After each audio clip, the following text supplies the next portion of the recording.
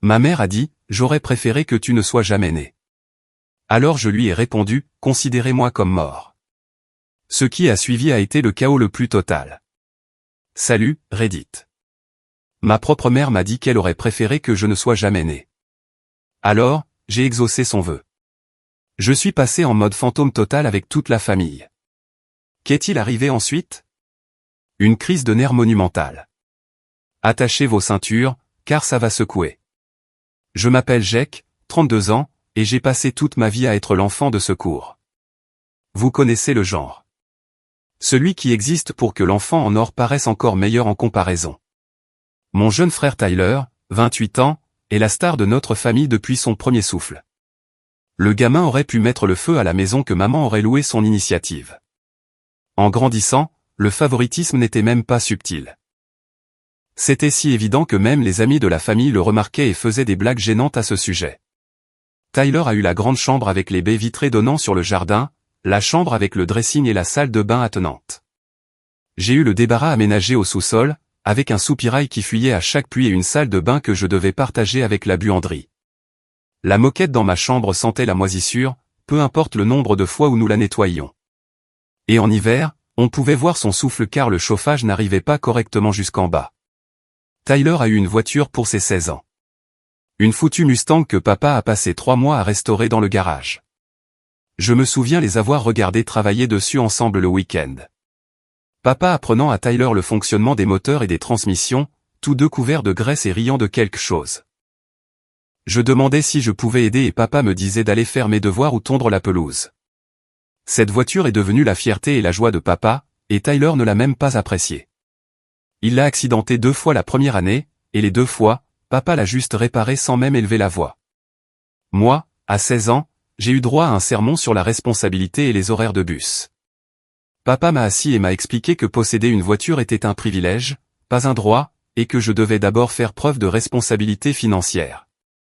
Alors, j'ai trouvé un travail à l'épicerie du coin, j'ai économisé pendant 8 mois et j'ai acheté une Honda Civic de 1998 avec 140 000 miles au compteur pour $2 800. La chose roulait à peine, nécessitait des réparations constantes, mais elle était à moi. Papa n'a jamais proposé de m'aider à la réparer ou de m'apprendre quoi que ce soit sur l'entretien des voitures. J'ai appris grâce à des vidéos YouTube dans notre allée pendant que lui et Tyler regardaient le football à l'intérieur.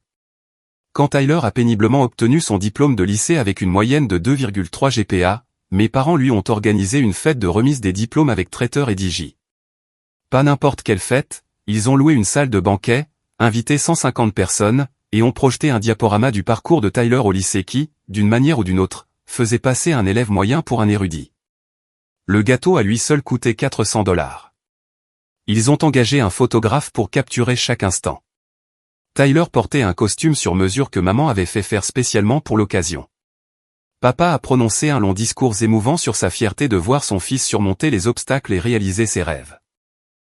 Les obstacles étant les cours de base du lycée, et les rêves étant d'obtenir son diplôme après 5 ans parce qu'il avait redoublé son année de première en anglais. Quand j'ai obtenu mon diplôme 2 ans plus tôt avec une moyenne de 3,8 GPA, une adhésion à la National Honor Society, et des acceptations dans 3 universités avec des bourses partielles, j'ai reçu une carte avec $50 et un « bon travail », pendant qu'ils étaient occupés à planifier l'aménagement du dortoir de Tyler. Pas de fête, pas de photographe, pas de discours. Nous sommes allés dîner en famille dans un restaurant de chaîne où Tyler s'est plaint du menu tout le temps, et maman a passé le repas à lui demander de quelle couleur il voulait ses draps pour son dortoir. Je me souviens être assis là, avec mes cordons d'honneur, à regarder mes parents planifier l'avenir de mon frère alors que le mien n'était qu'une interruption gênante de leur véritable priorité. Le lendemain, j'ai demandé à maman pourquoi Tyler avait eu une grande fête et pas moi. Elle a dit que Tyler avait besoin d'encouragement supplémentaire parce que l'école était plus difficile pour lui. Et que j'étais assez automotivé pour ne pas avoir besoin de validation externe. Automotivé. C'est ainsi qu'on appelle un enfant qui a compris très tôt que personne ne célébrerait ses réussites. Alors, il valait mieux qu'il trouve sa motivation ailleurs. L'université a été le même cauchemar, mais avec des enjeux plus élevés. Tyler est allé à l'université d'État, a fait la fête pendant 6 ans, a changé de spécialisation 4 fois, et a finalement obtenu un diplôme en communication qu'il n'a jamais utilisé. Il a commencé en pré-médecine parce que papa voulait un médecin dans la famille. Il est passé au commerce après avoir échoué en chimie organique. Puis à la psychologie parce qu'une fille qui lui plaisait était dans ce programme. Puis au marketing parce que ça avait l'air facile. Et il a finalement opté pour la communication parce que son conseiller lui a dit que c'était la seule spécialisation pour laquelle il avait assez de crédit pour réellement la terminer. Mes parents ont payé chaque centime. Frais de scolarité, logement, repas, argent de poche, voyage de vacances de printemps, cotisation de fraternité, tout y est passé. Ils ont probablement dépensé près de 180 000 $ pour son adolescence prolongée. Je me souviens que maman le justifiait en disant que Tyler devait se concentrer sur ses études sans le stress du travail. Peu importe qu'il passait plus de temps au fait qu'en classe. Moi, je suis allé dans un collège communautaire tout en travaillant à plein temps dans un entrepôt, j'ai été transféré pour terminer mon diplôme de commerce sur un campus régional, et j'ai obtenu mon diplôme avec 31 000 $ de prêts étudiants que je rembourse encore petit à petit. La contribution de mes parents a été d'exactement 0 $ et de nombreux commentaires sur le fait que j'aurais dû me démener davantage pour obtenir des bourses comme Tyler était censé l'avoir fait. Tyler n'a pas eu de bourse. Il a eu un chèque en blanc de papa et maman et a quand même mis 6 ans à obtenir un diplôme qui en demande 4. Je travaillais de nuit à l'entrepôt, de 23h à 7h, puis j'allais directement en cours. Je m'asseyais au fond des amphithéâtres, luttant pour rester éveillé, buvant du café de station-service et mangeant de la nourriture de distributeur automatique parce que je n'avais pas le temps pour de vrais repas. D'autres étudiants se plaignaient d'être fatigués d'avoir veillé tard pour jouer ou faire la fête. J'étais fatigué d'avoir chargé des camions pendant 8 heures avant de venir sur le campus. Il y avait des semaines où je travaillais 45 heures, assistais à 15 heures de cours et trouvais quand même le temps d'étudier et de faire mes devoirs. Je voyais des publications Facebook de Tyler à des matchs de football, des fêtes, des road trips avec des amis. Pendant ce temps, je calculais si je pouvais me permettre à la fois les manuels et les courses cette semaine-là. En général, je ne pouvais pas me permettre les deux, alors je partageais les manuels avec des camarades de classe où je trouvais d'anciennes éditions à la bibliothèque. Mes parents savaient tout ça. Ils me voyaient épuisé au dîner de famille, m'endormant sur leur canapé parce que je n'avais pas dormi dans mon propre lit depuis 3 jours. Pas une seule fois ils n'ont proposé de m'aider avec les frais de scolarité ou de réduire mes heures en couvrant certaines dépenses. Mais quand Tyler a mentionné qu'il voulait rejoindre une fraternité, ils ont trouvé 800 $ pour les cotisations en une semaine. Après l'université, j'ai trouvé un emploi en gestion de la chaîne d'approvisionnement. J'ai commencé en bas de l'échelle, travaillé à des heures bizarres, géré des clients en colère et des délais impossibles. J'ai lentement gravi les échelons pendant 8 ans pour devenir coordinateur logistique principal. Rien de glamour, mais je gagne bien ma vie maintenant. Environ 73 000 $ plus les primes. Je possède une petite maison dans un quartier décent. J'ai une voiture fiable. Je paie mes factures à temps. En gros, je mène une vie d'adulte normale. Tyler, lui, est retourné vivre chez mes parents après son diplôme. Il a passé 2 ans à se trouver, à enchaîner une série de petits boulots qu'il quittait après quelques mois, et fait actuellement du design graphique en freelance. Par freelance, j'entends qu'il crée des logos pour les startups ratées de ses amis et n'a jamais gagné plus de 15 000 $ en une année. Il a 28 ans et vit toujours dans le sous-sol aménagé de mes parents, sans payer de loyer. Le plus ironique, c'est la façon dont mes parents parlent de nous. Tyler est artistique, créatif et trouve sa voie. Moi, je suis trop centré sur l'argent et je passe à côté de l'essentiel. Le manque d'emploi de Tyler, c'est suivre sa passion. Ma carrière stable, c'est se contenter de la médiocrité d'entreprise. Chaque réunion de famille est la même performance épuisante. Maman demande à Tyler des nouvelles de son dernier projet comme s'il était Michel-Ange peignant la chapelle Sixtine. Il parlera pendant 30 minutes d'un design de logo qui lui a rapporté 200 $, et elle hochera la tête en posant des questions détaillées sur son processus créatif et sa vision artistique. Papa interviendra avec des observations sur le sens des affaires et l'esprit d'entreprise de Tyler. Ils discuteront de son portfolio comme s'il s'agissait d'une exposition de musée. Tout le monde reste assis là, prétendant que concevoir un logo pour la start-up ratée de son pote équivaut à gérer une véritable entreprise. Puis maman se tourne vers moi et me demande si je fais toujours ce truc à l'entrepôt. Pas « comment va le travail » ou « quel projet gères-tu » juste « ce truc à l'entrepôt » dit avec ce ton qui suggère que je fais quelque chose de vaguement embarrassant dont elle préférerait ne pas discuter en détail. Je gère les chaînes d'approvisionnement pour une entreprise de fabrication régionale. Nous nous occupons de la logistique pour 17 États, nous coordonnons avec plus de 40 fournisseurs, et je suis responsable de systèmes d'inventaire qui suivent des millions de dollars de produits. Je coordonne des expéditions qui valent plus que la maison de mes parents, je résous des problèmes de distribution complexes et je gère une équipe de personnes qui dépendent réellement de ma compétence. Mais bien sûr, c'est juste, ce truc à l'entrepôt. J'ai essayé d'expliquer mon travail une fois à Thanksgiving. J'ai à peine prononcé 3 phrases avant que Tyler ne m'interrompe avec une histoire sur un influenceur Instagram qui voulait qu'il conçoive son logo. L'attention de tout le monde s'est immédiatement tournée vers lui. Et je suis resté assis là, mon explication à moitié terminée flottant dans l'air comme une pensée oubliée. La petite amie de Tyler, Brooklyn, est du même acabit que lui. C'est une influenceuse lifestyle avec 3000 abonnés sur Instagram, dont la plupart sont certainement des bots vu les taux d'engagement. Elle poste des photos de bols de smoothie et de poses de yoga au coucher du soleil tout en vivant de l'argent de poche que nos parents donnent à Tyler. Un argent de poche qui, je viens de l'apprendre, s'élève à $800 par mois. Tyler reçoit en gros un salaire gratuit juste pour exister, alors que je travaillais de nuit dans un entrepôt pour payer mes études. Le contenu de Brooklyn est exactement ce à quoi on peut s'attendre, des citations inspirantes génériques superposées sur des photos de banques d'images, des publications sponsorisées pour des thés minceurs qui ne fonctionnent probablement pas, et des photos infinies d'elle faisant du yoga dans des tenues de sport coûteuses. Elle m'a dit un jour qu'elle construisait un empire et m'a demandé si je voulais investir dans l'expansion de sa marque personnelle. J'ai demandé ce que cela signifiait. Elle a dit qu'elle avait besoin de $5000 pour une séance photo professionnelle et de la publicité sur Instagram. J'ai refusé. Ma petite amie, Lily, est professeure au collège. Elle travaille d'arrache-pied pour un salaire modeste, dépense son propre argent en fournitures scolaires et se soucie sincèrement de ses élèves. Elle est intelligente, gentille, drôle et bien trop bien pour moi. Nous sommes ensemble depuis 4 ans, nous parlons de fiançailles, nous construisons un véritable avenir ensemble. Mais selon ma famille, le style de vie Instagram de Brooklyn est plus impressionnant que la véritable carrière de Lily qui consiste à éduquer des enfants. Maman me demande constamment quand je vais trouver quelqu'un d'ambitieux comme Brooklyn. L'ironie serait hilarante si elle n'était pas si exaspérante. Le point de rupture est survenu il y a 3 mois. Tyler a annoncé qu'il allait demander Brooklyn en mariage, et mes parents ont immédiatement commencé à planifier une fête de fiançailles.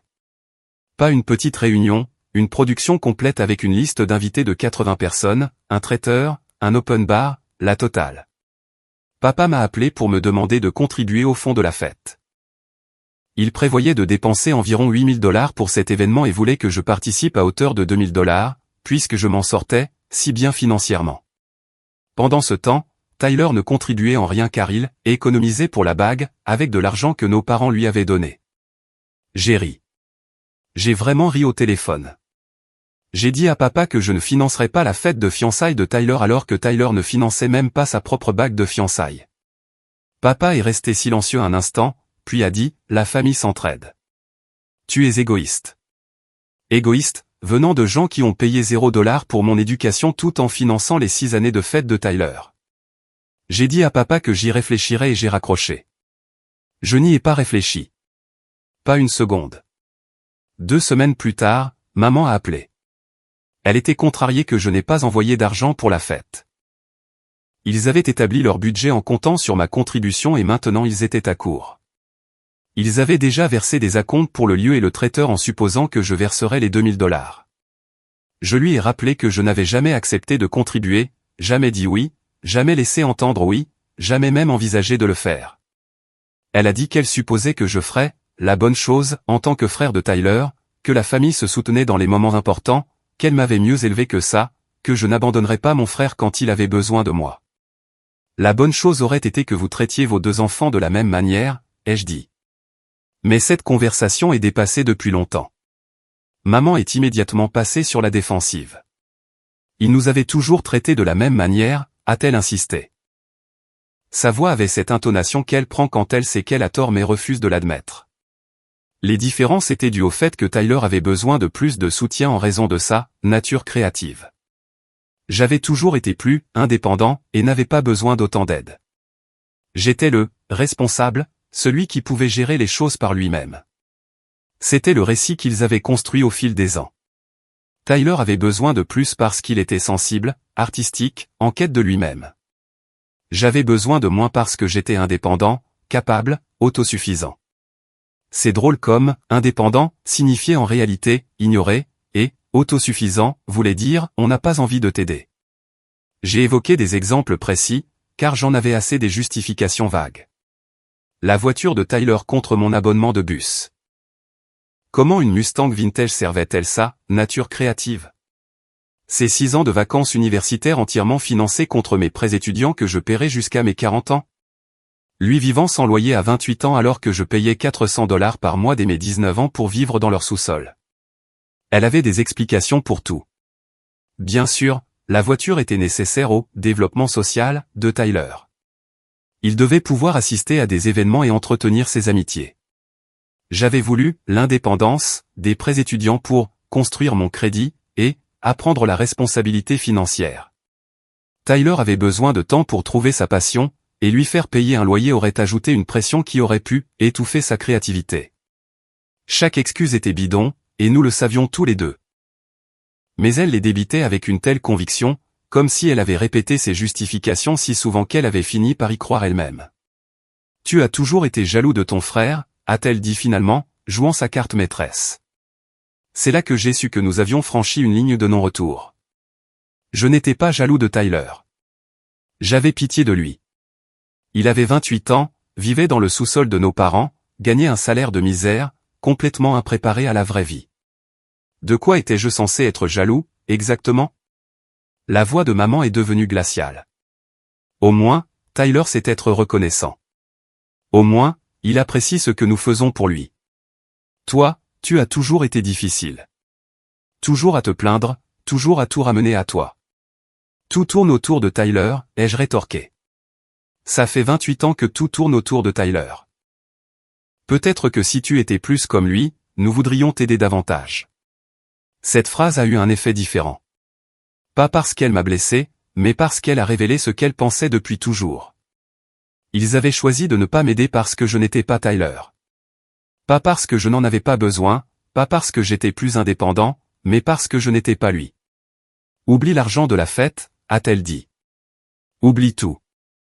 On se débrouillera nous-mêmes, comme toujours. On n'a besoin de rien de ta part. Quelque chose a craqué en moi. Toutes ces années à être le second choix, tous les doubles standards, toutes les excuses. Tout s'est cristallisé en un moment de clarté absolue. Bien, ai-je dit, parce qu'à partir de maintenant, vous n'aurez plus rien de moi. Ne sois pas dramatique. Je suis sérieux. Vous n'avez besoin de rien de moi. Parfait. Considérez cette relation comme terminée. Elle a ri. Elle a vraiment ri, comme si j'avais raconté une blague. Tu vas arrêter de nous parler parce qu'on t'a demandé d'aider pour la fête de fiançailles de ton frère? C'est ridicule. Non, je vais arrêter de vous parler parce que vous avez clairement montré pendant 32 ans que j'étais l'enfant de secours. Celui qui existe pour mettre Tyler en valeur par comparaison. J'en ai fini avec ce rôle. Tu es puéril. Peut-être, mais j'en ai aussi fini. Très bien. Si c'est ce que tu ressens, alors peut-être que j'aurais préféré que tu ne sois jamais né. Ça nous aurait épargné bien des ennuis. Et voilà. La chose qu'elle avait probablement pensé 1000 fois mais qu'elle venait enfin de dire à voix haute. J'aurais préféré que tu ne sois jamais né. Je suis resté silencieux. Le téléphone me semblait lourd dans ma main. Maman respirait fort à l'autre bout du fil. Réalisant probablement qu'elle avait franchi une ligne, mais trop têtue pour le retirer. D'accord, dis-je calmement. Considérez votre vœu comme exaucé. À partir de ce moment, agissez comme si je n'étais jamais né. N'appelez pas. N'envoyez pas de message. Ne vous présentez pas chez moi. Je n'existe plus pour vous.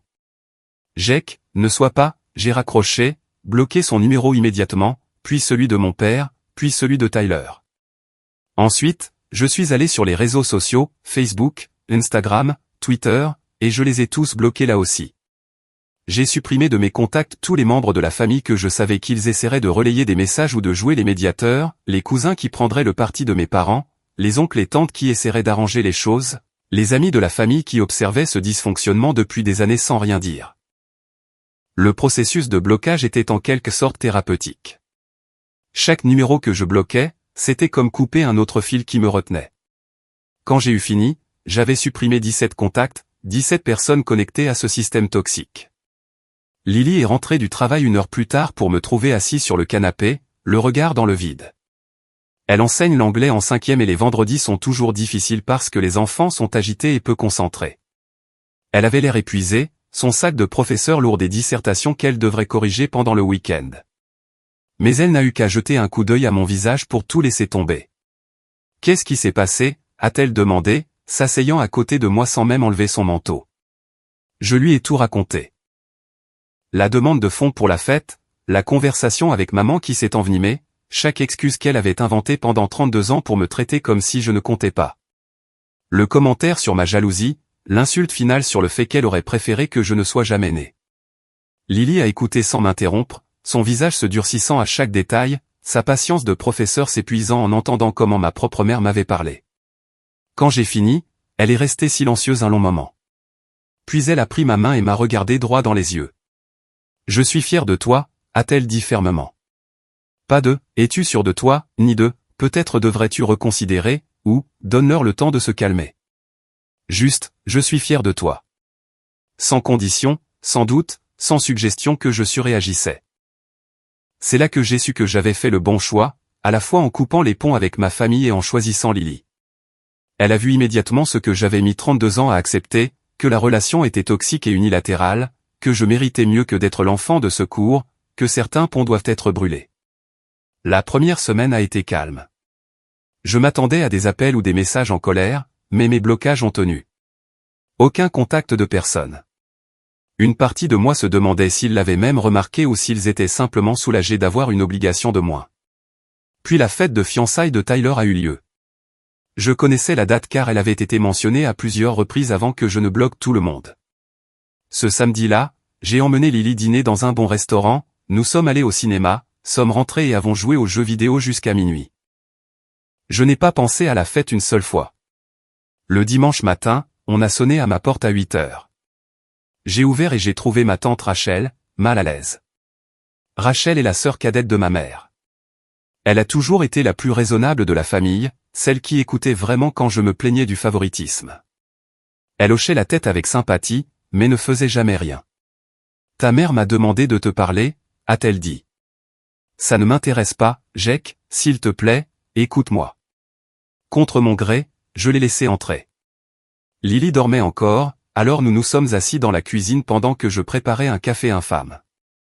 Rachel a expliqué que la fête avait été un désastre. Pas parce que je n'étais pas là. Ils l'ont à peine remarqué. C'était un désastre parce que sans ma contribution de $2000, ils avaient dû réduire considérablement la voilure. Au lieu du lieu chic qu'ils voulaient, ils ont utilisé le jardin de mes parents. Au lieu d'un traiteur, maman et ses amis ont préparé la nourriture. Au lieu d'un open bar, il y avait une glacière de boissons. Brooklyn était furieuse. Rachel a dit qu'elle s'attendait à une grande fête chic et que c'était en gros un barbecue. Elle et Tyler se sont disputés violemment devant tout le monde. Elle l'a accusé de ne pas se soucier assez d'elle pour lui offrir une vraie fête de fiançailles. Ça ressemble à un problème personnel. Tyler se sent très mal. Il pense que tu as saboté sa fête exprès. J'ai vraiment ri. J'ai saboté sa fête en ne lui donnant pas l'argent que je n'ai jamais accepté de lui donner? C'est une logique créative. Rachel avait l'air mal à l'aise. Ta mère est vraiment blessée. Elle ne pensait pas ce qu'elle a dit au téléphone. Si, elle le pensait. Elle pensait chaque mot. Elle aurait préféré que je ne sois jamais né. Alors, j'exauce son vœu. Elle était en colère. Les gens disent des choses qu'ils ne pensent pas quand ils sont en colère. Rachel, j'ai eu 32 ans pour observer comment mes parents me traitent par rapport à la façon dont ils traitent Tyler. Ce commentaire n'était pas un lapsus. C'était la vérité qui sortait enfin. Elle a essayé l'angle de la famille. Le sang est plus épais que l'eau. On n'a qu'un seul couple de parents. La vie est trop courte pour les rancunes. J'ai réfuté chaque cliché avec des faits simples. Ils avaient choisi Tyler plutôt que moi pendant 3 décennies. Je ne faisais qu'accepter leur choix. Que veux-tu que je dise à ta mère? A finalement demandé Rachel. Dis-lui exactement ce que je lui ai dit. Je n'existe plus pour elle. Elle doit agir comme si je n'étais jamais né. Tu ne penses pas ça. Je le pense absolument. Rachel est partie, l'air vaincu. Je n'ai rien ressenti. Pas de culpabilité, pas de regret, pas de tristesse, juste le soulagement que mes limites tenaient. 2 semaines plus tard, papa s'est présenté à mon travail.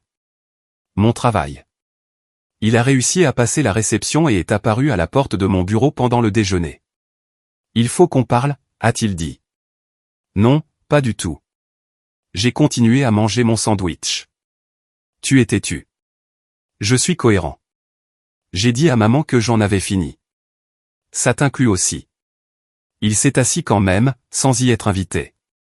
Il a commencé à dire que je déchirais la famille. Que Tyler était bouleversé. Que maman pleurait tous les jours. Que toute cette situation était ridicule pour quelques milliers de dollars. Il ne s'agit pas de l'argent, les jeux interrompus. Il s'agit de 32 ans à être traité comme si je ne comptais pas, ce n'est pas vrai. Papa, tu as restauré une Mustang pour les 16 ans de Tyler.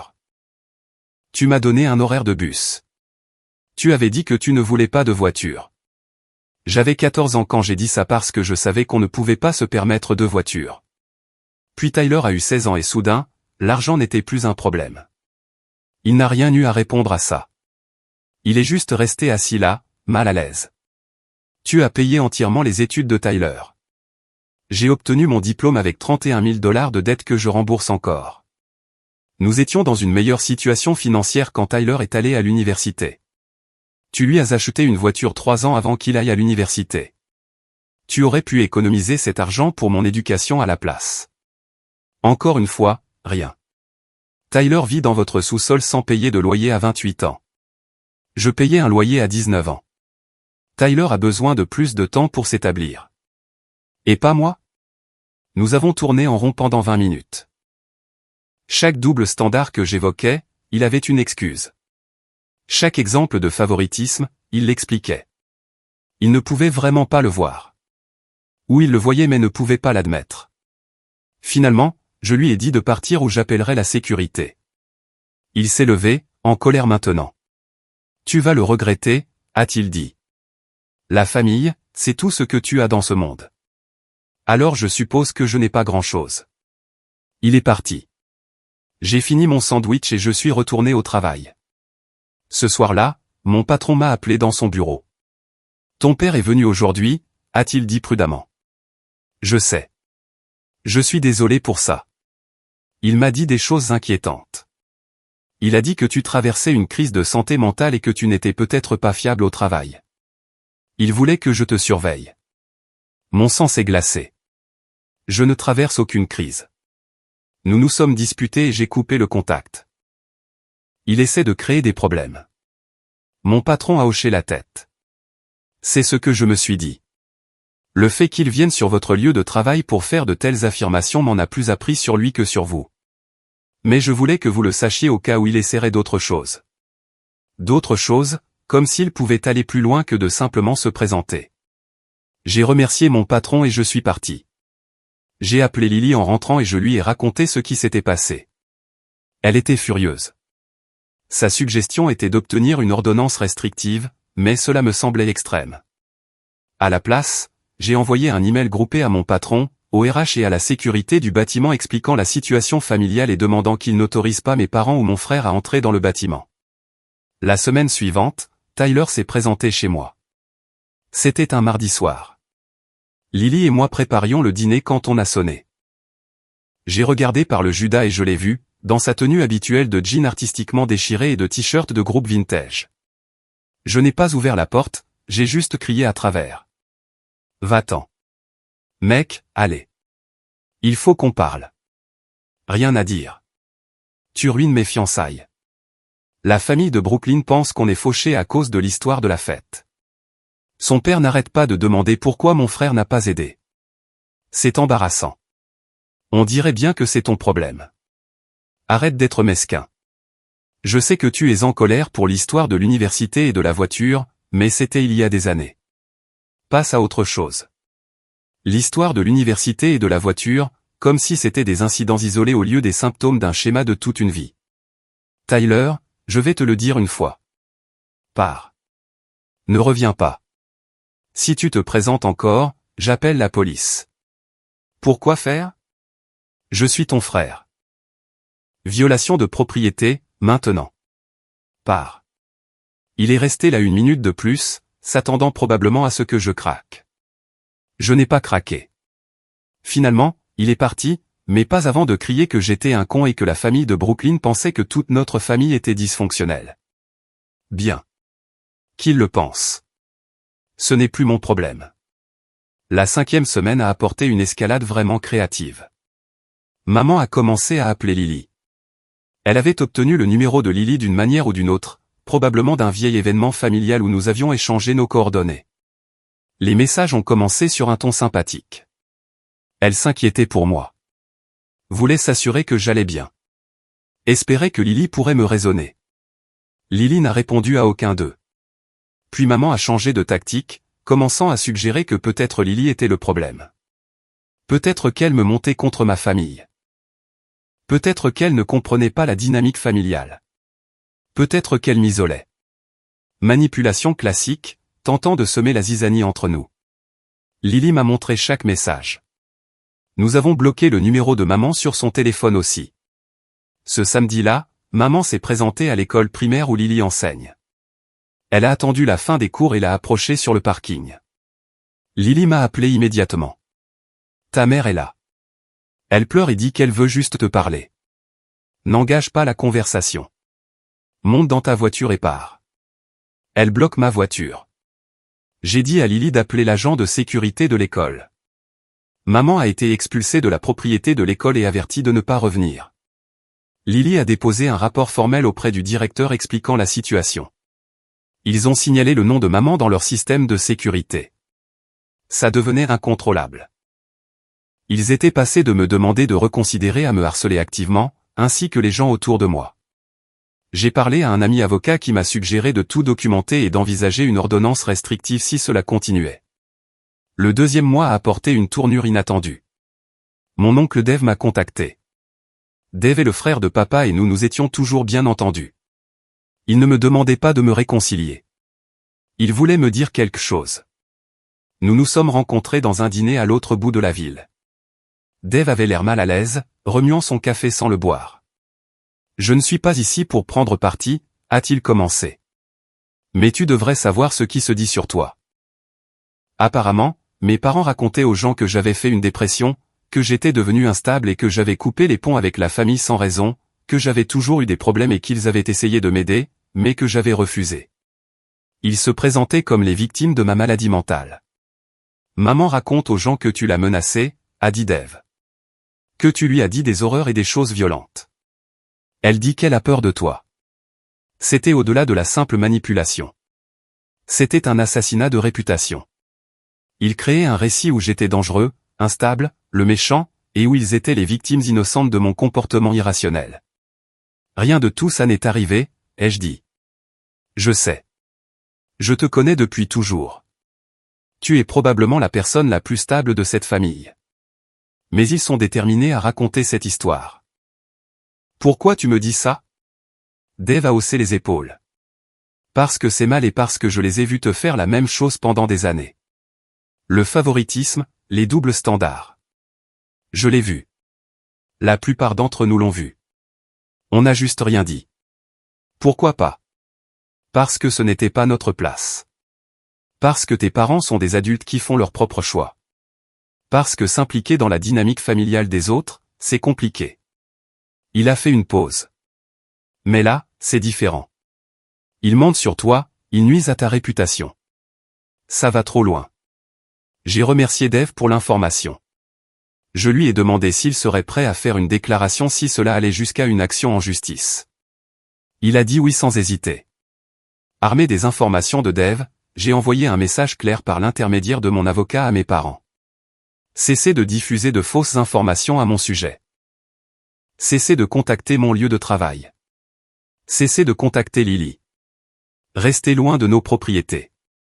Tout contact supplémentaire entraînerait une action en justice, y compris des ordonnances restrictives et une plainte pour diffamation. La lettre de l'avocat a fonctionné. En quelque sorte. Le contact direct a cessé, mais pas la machine à rumeurs. Des membres de la famille élargie ont continué à essayer de me contacter en tant que médiateur. Certains ont cru à l'histoire de mes parents sur mon instabilité. D'autres voulaient simplement que tout le monde s'entende.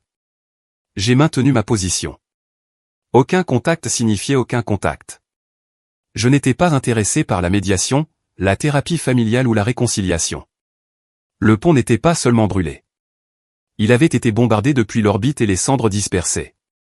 Le 3e mois a été marqué par la planification du mariage de Tyler.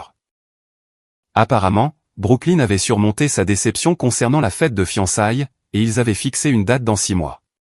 Selon ma tante Rachel, qui me tenait encore occasionnellement au courant malgré mes préférences, ça allait être une grande et coûteuse affaire. Papa avait demandé à Tyler s'il voulait que je sois son témoin. Tyler a dit non. Il préférait avoir son ami Brandon, quelqu'un qui soutenait réellement sa relation. Tant mieux. Ça m'a évité d'avoir à refuser. Mais c'est là que ça devient intéressant. Les parents de Brooklyn étaient de la vieille école, traditionnelle. Ils s'attendaient à ce que la famille du marié organise certains événements et contribue à des coûts spécifiques du mariage. Quand ils ont découvert que le frère de Tyler n'était pas impliqué, ils ont commencé à poser des questions. Selon Rachel, le père de Brooklyn a demandé sans détour à mes parents ce qui n'allait pas avec moi. Pourquoi ne participais-je pas au mariage de mon frère? Étais-je en prison, drogué, brouillé pour quelque chose de grave? Maman a apparemment essayé son histoire de maladie mentale. Mais le père de Brooklyn n'y a pas cru. Il avait fait quelques recherches de base sur Internet, trouvé mon profil LinkedIn, vu ma vie professionnelle normale, posé des questions dans son réseau. Je n'étais pas instable. J'étais un adulte fonctionnel avec un bon travail et un casier vierge. Alors, il a insisté. Quelle était la véritable cause de la rupture? La vérité a fini par éclater. Pas par mes parents, mais par divers membres de la famille à qui le père de Brooklyn a parlé. Le favoritisme, la disparité du financement des études, le drame du fonds pour la fête, le commentaire de maman sur le fait qu'elle aurait préféré que je ne sois jamais né. Le père de Brooklyn aurait été furieux. Pas contre moi, mais contre mes parents. Il venait d'une grande famille où tout le monde était traité de la même manière. L'idée que des parents favorisent ouvertement un enfant par rapport à un autre était inacceptable pour lui. Il aurait dit à Tyler que peut-être il devrait se demander si Brooklyn voulait vraiment se marier dans une famille aussi dysfonctionnelle. Tyler a paniqué, m'a appelé d'un numéro que je ne reconnaissais pas.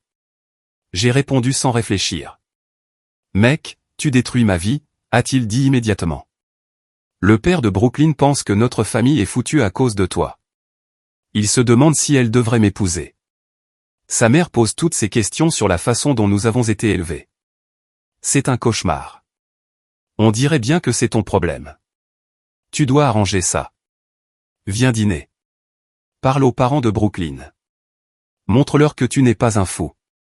Ce n'est pas moi qui leur ai dit que j'étais fou. C'était maman. Peu importe. Arrange ça. Non. Que veux-tu? Des excuses? D'accord. Je suis désolé que tu sois contrarié pour l'histoire de l'université. Voilà. Maintenant, arrange ça. Je ne veux rien de toi. Je veux que tu me laisses tranquille. Tu vas vraiment me laisser perdre Brooklyn à cause de ça? Tu ne perds pas Brooklyn à cause de moi. Tu pourrais la perdre parce qu'elle réalise dans quel genre de famille tu viens. Ce n'est pas ma faute. Il a commencé à se fâcher, me traitant d'égoïste et de mesquin. J'ai raccroché et bloqué ce numéro aussi. Mais le mal était fait. Brooklyn a commencé à avoir de sérieux doutes sur le fait d'épouser Tyler. Pas à cause de moi spécifiquement, mais à cause de ce que mon absence révélait sur le caractère de mes parents. S'ils pouvaient traiter un fils si différemment de l'autre, qu'est-ce que cela disait de leur valeur? Son père a été encore plus direct. Il a dit à Tyler qu'il ne donnerait pas sa bénédiction pour le mariage à moins que de sérieux problèmes familiaux ne soient résolus. Il voulait voir mes parents reconnaître ce qu'ils avaient fait et faire de véritables efforts pour réparer la relation avec moi. Mes parents ont refusé, comme on pouvait s'y attendre. Ils n'avaient rien fait de mal. Tous les problèmes venaient de mon attitude et de mes attentes irréalistes. Ils avaient traité leurs 2 fils équitablement, et j'étais juste ingrat. Le père de Brooklyn a dit à Tyler que le mariage était annulé jusqu'à ce que la situation familiale s'améliore. Brooklyn était d'accord avec son père. Elle voulait un mariage basé sur des dynamiques familiales saines, pas sur la situation toxique que mes parents avaient créée. Le mariage de Tyler a été reporté indéfiniment. Il m'a entièrement blâmé. Il a commencé à publier des choses vagues sur les réseaux sociaux sur la trahison familiale et les fausses personnes. Je l'avais bloqué, mais Lily m'a montré des captures d'écran de connaissances mutuelles. Le 4e mois a été calme. Pas de tentative de contact, pas d'escalade, juste le silence. Je me demandais s'ils avaient finalement accepté la situation ou s'ils se regroupaient pour une autre approche. Il s'est avéré que ce n'était ni l'un ni l'autre. Ils faisaient face aux conséquences. Mon oncle Dave a appelé avec une mise à jour. Tyler avait déménagé du sous-sol de mes parents. Le mariage reporté et les ultimatums de Brooklyn l'avaient forcé à prendre sa vie en main.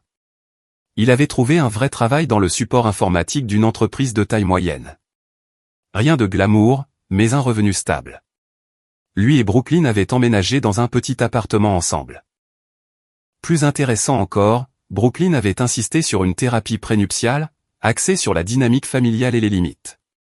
Elle avait clairement indiqué qu'elle ne se marierait pas dans une famille qui pratiquait le genre de favoritisme que la mienne avait démontré. Tyler était apparemment en thérapie pour essayer de comprendre sa propre complicité dans le dysfonctionnement. « Ton frère grandit », a dit Dave. Douloureusement, mais il grandit. Tant mieux pour Tyler, je suppose. Ça ne changeait rien pour moi. Encore plus intéressant, mes parents faisaient face à des conséquences sociales. D'autres membres de la famille avaient commencé à prendre leur distance après avoir entendu toute l'histoire. Des cousins qui avaient toujours été proches de maman étaient soudainement occupés quand elle appelait. La soirée de poker hebdomadaire de papa s'est dissoute lorsque 3 des 5 joueurs réguliers ont décidé qu'ils ne voulaient pas s'associer avec quelqu'un qui traitait son enfant de cette façon. La communauté ecclésiale dans laquelle ils étaient actifs depuis 20 ans posait des questions. Quelqu'un avait mentionné la situation au pasteur lors d'une séance de conseil. Il aurait gentiment suggéré à mes parents de réfléchir à leurs choix parentaux et d'envisager de faire amende honorable. Ils avaient arrêté d'aller à l'église plutôt que d'affronter ces conversations. Ils deviennent des parias sociaux, a dit Dave. Pas complètement, mais les gens les traitent différemment maintenant. Ils font face à des conséquences pour la première fois. Le 5e mois a apporté la lettre. Pas un texto ou un email. Une véritable lettre manuscrite livrée par courrier recommandé de la part de papa. Elle faisait 3 pages. Elle commençait par une longue explication de leur philosophie parentale, comment ils avaient essayé de répondre aux besoins uniques de chaque enfant, comment ils nous avaient toujours aimés tous les deux, également, même s'ils l'exprimaient différemment. Puis elle est passée aux justifications. La situation de la voiture concernait le fait que Tyler avait besoin d'opportunités sociales qui ne m'intéressaient pas. Le financement des études était dû à un changement de leur situation financière. Tyler vivant sans loyer était une aide temporaire pendant une période difficile. La 3e page est finalement arrivée à quelque chose qui ressemblait à des excuses. Ils étaient désolés que je me sois senti blessé. Désolés que j'ai mal interprété leurs intentions. Désolés que notre relation se soit détériorée à cause d'un malentendu sur la fête de fiançailles. La lettre se terminait par une invitation à une thérapie familiale avec un médiateur de mon choix. Ils voulaient réparer la relation et m'aider à mieux comprendre leur perspective. Je l'ai lu 2 fois, je l'ai montré à Lily. Elle l'a parfaitement résumé. Ce n'est pas une excuse. C'est une justification avec un filtre d'excuses. Elle avait raison. Toute la lettre parlait d'eux, de leurs intentions, de leurs perspectives, de leur douleur. La seule chose dont ils étaient désolés, c'était que je les avais mal compris. Ils n'étaient pas désolés de ce qu'ils avaient fait. Ils étaient désolés de la façon dont j'y avais réagi. Je n'ai pas répondu à la lettre, je l'ai juste classée au cas où j'aurais besoin de documentation plus tard. 2 semaines plus tard, Tyler m'a contacté via LinkedIn, de tous les endroits. La messagerie d'un réseau professionnel semblait un choix étrange, mais peut-être qu'il pensait que je ne pourrais pas le bloquer là sans paraître mesquin aux yeux de mes contacts professionnels. Son message était différent de l'appel téléphonique. Plus mesuré, moins exigeant. Je suis en thérapie comme le voulait Brooklyn. Je parle des trucs de famille, je réalise des choses que je ne voyais pas avant. Tu avais raison pour le favoritisme. Je ne le voyais pas parce que j'étais celui qui en bénéficiait. C'était mal. Je suis désolé. J'ai répondu par une seule phrase. Bonne chance avec ça. Pas méchant, pas encourageant, juste un accusé de réception. Il s'était excusé. J'en avais pris acte. C'est tout ce que notre relation pouvait être. La semaine dernière, tante Rachel a envoyé un dernier texto. Maman lui avait demandé de me contacter à propos de mes fiançailles. Apparemment, il l'avait appris par des connexions Facebook mutuelles. Elle veut venir au mariage. Elle est très blessée de ne pas avoir été prévenue. J'ai répondu, elle m'a dit qu'elle aurait préféré que je ne sois jamais né. J'exauce ce vœu. Elle n'a pas le droit de participer à la vie qu'elle aurait souhaité ne jamais voir exister. Rachel n'a pas répondu après ça.